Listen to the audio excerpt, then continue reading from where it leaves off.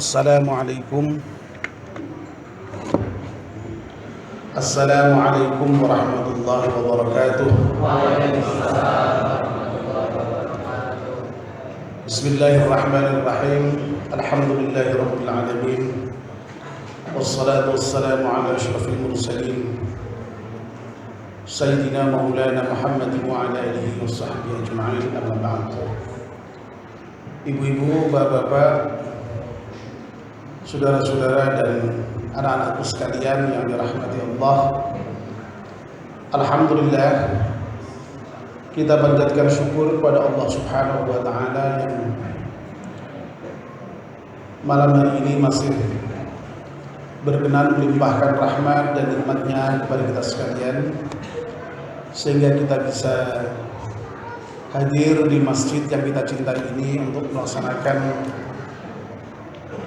aktivitas rutin kita di malam Ramadan, yakni menjalankan salat Isya berjamaah, salat tarawih, ceramah agama, dan insyaallah nanti akan ditutup dengan salat witir. Semoga seluruh rangkaian ibadah kita di malam hari ini diterima oleh Allah Subhanahu wa taala. Amin ya rabbal alamin.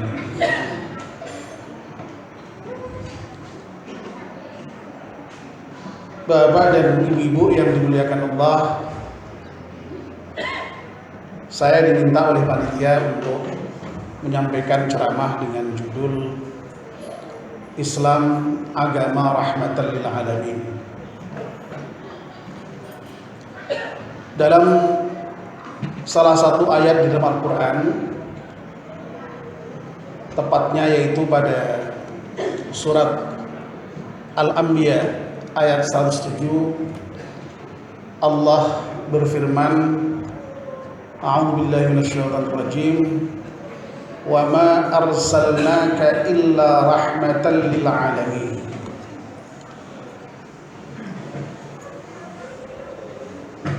Aku tidak mengutus engkau wahai Muhammad kecuali engkau itu menjadi rahmat bagi seluruh alam. Dalam ayat ini Allah Subhanahu wa taala menegaskan kepada kita dengan memberikan informasi bahwa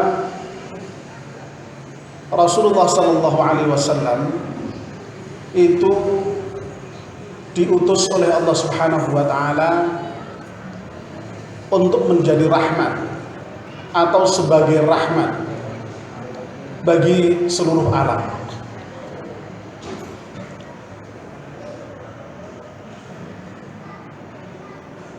Dalam ayat yang lain terkait dengan sifat Rasulullah sallallahu alaihi wasallam sebagai rahmat itu, Rasul sendiri oleh Allah juga memang disifati sebagai Rahim, yang sangat pengasih dan penyayang. Pemberian predikat Rahim itu tidak diberikan oleh Allah Subhanahu wa taala kepada selain Rasulullah sallallahu alaihi wasallam. Dan kita semua tahu bahwa Allah sendiri memang memiliki sifat Ar-Rahman dan Ar-Rahim. Jadi bedanya kalau Allah itu di situ menggunakan isim ma'rifat dengan tambahan alif lam Ar-Rahim, kalau Rasulullah itu di situ tidak menggunakan alif lam, jadi Rahim biasa. Nah, ini menunjukkan perbedaan. Kalau Allah itu maha penyayang, sementara Rasulullah itu memiliki sifat sayang, sifat kasih. Jadi Rasulullah itu tidak sekedar membawa rahmat, tetapi beliau sendiri memang disifati oleh Allah sebagai rahmah itu sendiri. Beliau memiliki sifat kasih dan sayang itu sendiri. Nah, penyebutan Allah terhadap Rasulullah sebagai rahmah atau sebagai orang yang memiliki kasih dan sayang, ini nampaknya bertujuan untuk menunjukkan hubungan yang erat antara ajaran Islam yang diberikan oleh Allah Subhanahu wa taala kepada umat manusia dengan pembawanya. Jadi Islam itu sendiri memang juga penuh rahmat. Yang membawa sendiri yaitu Nabi Muhammad SAW juga memang memiliki sifat rahmah, sifat yang kasih dan sayang. Sehingga ya ada kesejalanan itu antara ajaran dan pembawanya. Dan memang Nabi kita Muhammad SAW itu sendiri pernah suatu ketika ditanya mengenai akhlak beliau, Rasulullah digambarkan oleh Aisyah kana khuluqul Quran. Akhlak Rasulullah sendiri Al-Quran. Sehingga sekali lagi antara pribadi Rasulullah dengan ajaran yang dibawa itu betul-betul menyatu begitu. Dan yang menarik bahwa kenapa Rasulullah itu memiliki sifat rahmah, memiliki sifat kasih sayang itu, ya memang Allah membentuknya sendiri, mendidiknya sendiri, sehingga kemudian beliau mempunyai sifat yang seperti itu. Rasulullah pernah menyatakan, "Addabani Rabbi fa ahsana ta'dibi." Allah telah mendidikku dan baguslah hasil pendidikan Allah terhadapku itu, sehingga Allah memiliki sifat rahmah itu. Dan sifat rahmah itu merupakan hadiah yang terbesar dari Allah Subhanahu wa taala terhadap alam semesta ini.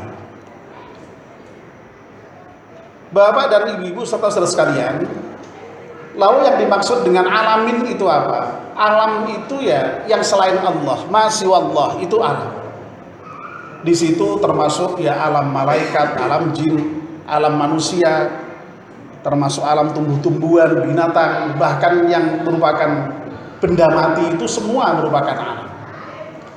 Dan dengan kedatangan Rasulullah SAW itu semua itu mendapatkan kasih sayang, semua itu mendapatkan rahmat dari Islam dan dari Nabi kita Muhammad Sallallahu Alaihi Wasallam. Terkait dengan manusia misalnya, karena ini kita semua umat manusia, Masya Allah, dengan diutusnya Nabi itu, dengan dikirimnya Islam kepada kita itu, lalu kita umat manusia itu bisa terpenuhi seluruh hajatnya, potensinya sesuai dengan fitrahnya. Ini karena rahmat yang diberikan Allah Subhanahu wa taala. Kita semua tahu dalam Islam itu yang namanya di dalam Allah mensyariatkan aturan-aturan atau hukum itu, kita mengenal ada dasar yang 5. Makanya sering disebut dengan usulul khamsah. Apa itu? Ada hifdzun nafas. Islam itu agama yang menjaga jiwa. Jadi jiwa kita itu dijaga oleh Islam itu, oleh Rasulullah itu. Oleh karena itu dalam Islam seluruh perbuatan yang mengancam jiwa manusia itu diharamkan.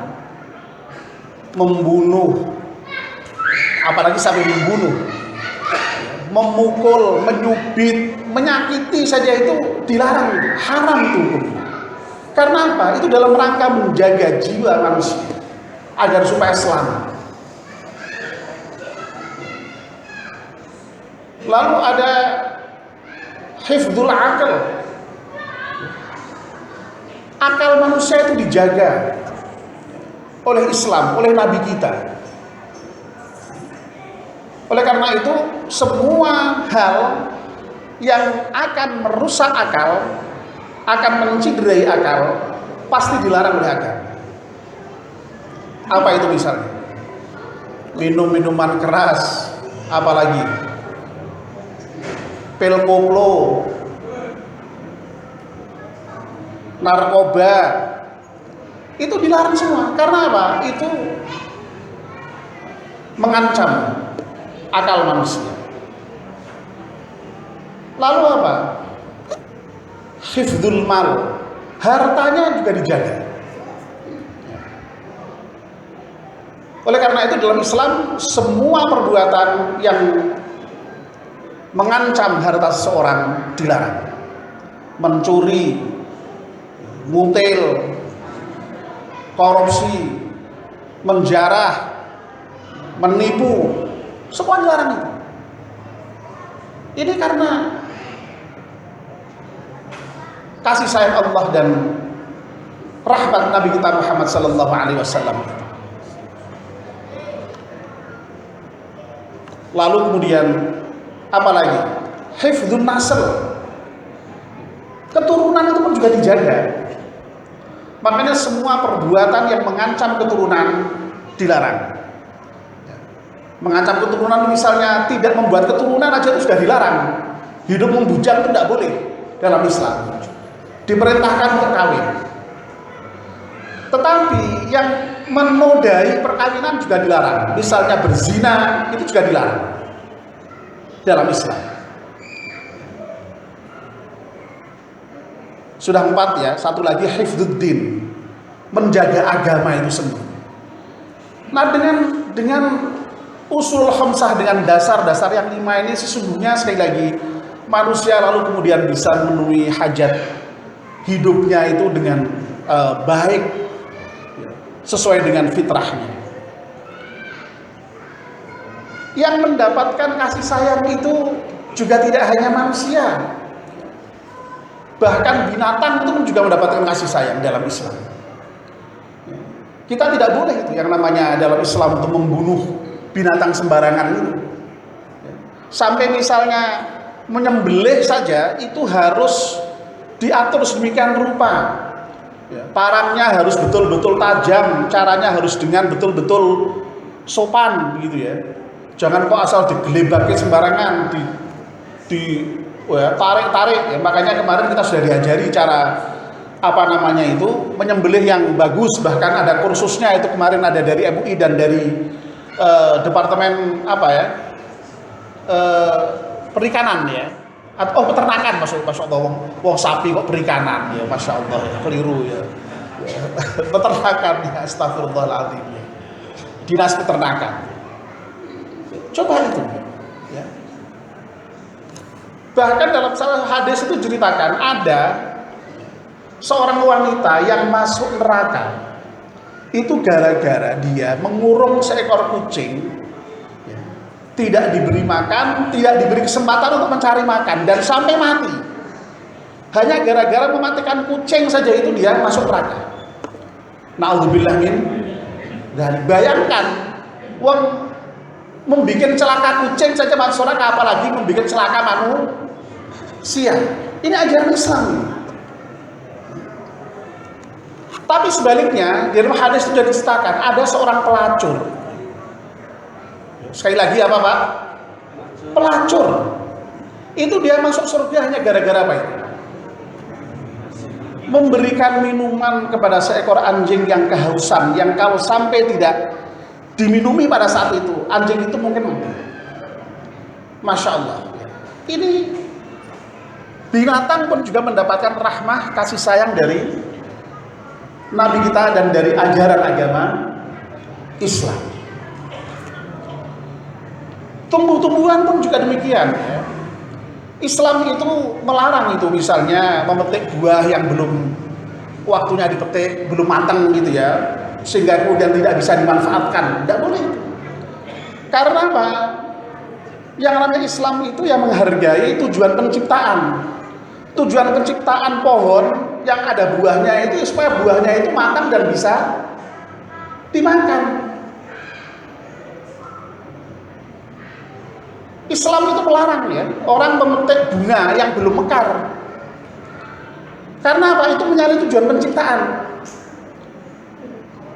Bunga itu dicipta oleh Allah ya supaya sampai mekar, dan kalau mekar bisa dipandang dengan lebih indah ya, menenteramkan jiwa. Loh, ini kan luar biasa ya. Betapa yang namanya Islam itu Masya Allah sangat kasih ya, sayang terhadap binatang, terhadap pohon-pohonan, tumbuh-tumbuhan, apalagi manusia. Terhadap benda mati sekalipun itu Islam mengajarkan supaya tidak membuat kerusakan gitu ya. La tufsidu fil ard ya. Bisa dimanfaatkan tapi jangan berlebihan sampai kemudian membawa kerusakan. Bahkan terkait dengan benda-benda mati itu sekalipun ya, ini Rasulullah SAW ternyata misalnya beliau itu juga sangat menyayangi. Buktinya misalnya pedang beliau sampai diberi nama Dzulfaqar misalnya, atau Dzulfiqar ya. Dan benda-benda yang lain banyak yang diberi nama. Sayangnya saya tidak begitu hafal, saking banyaknya itu ya. Misalnya tongkat beliau itu diberi nama Al-Mamsyuk ya. Ini seakan-akan kan Nabi itu apa? Ingin apa? Memandang benda-benda itu seperti ya apa? Berkepribadian begitu ya. Sehingga lalu kemudian ya ada hubungan yang apa namanya? Ya seakan-akan tuh antar pribadi, tidak semata-mata dengan benda begitu. Loh, ini kan luar biasa ini. Jadi ini Bapak dan Ibu-ibu, bahwa agama kita, agama Islam itu agama yang sangat memberikan kasih dan sayang kepada seluruh alam ya, tidak hanya manusia saja tetapi juga yang selainnya.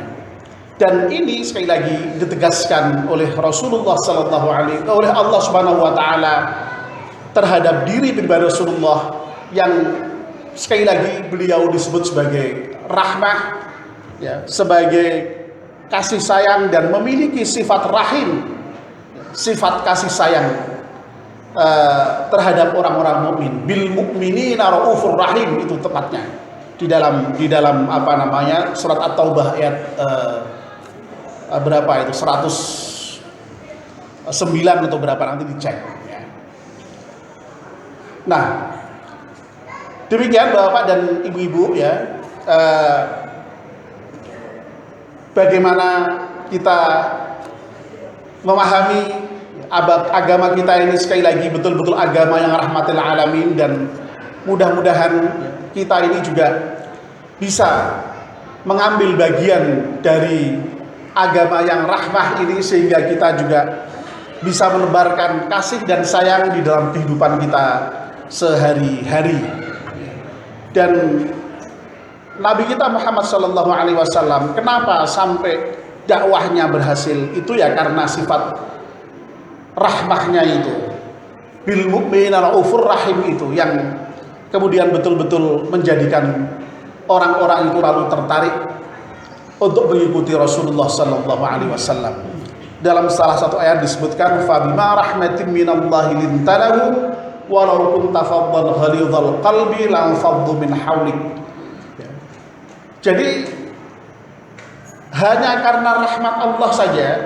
Jadi memang ini sejalan ya, Allah sendiri punya sifat rahmah. Rahmah itu diberikan kepada Nabi kita dan juga menjadi ciri agamanya. Dan dengan itulah lalu kemudian Rasulullah itu memiliki sifat lemah lembut, lintalahum, kepada mereka. Walaupun tafaddan ghalidhal qalbi la faddu min haulik. Kalau sekiranya kamu hai Muhammad memiliki sikap yang keras dan hati yang kasar, tentu orang-orang itu akan lari daripadamu semuanya, lari dari sekelilingmu. Nah, ini yang mestinya menjadi catatan bagi kita di dalam mencontoh perilaku Rasulullah SAW yang sangat lembut, ya, hatinya halus, tidak kasar dan tidak keras, sehingga dengan demikian orang lalu banyak yang mendekat kepada Rasulullah SAW. Mudah-mudahan kita semua bisa sekali lagi mencontoh sifat Rasulullah